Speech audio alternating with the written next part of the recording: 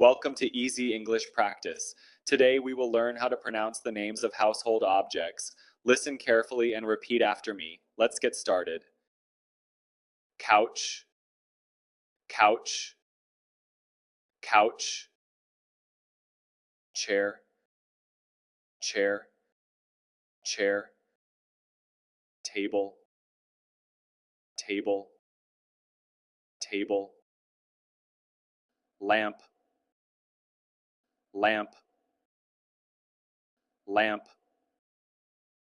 Carpet, carpet, carpet.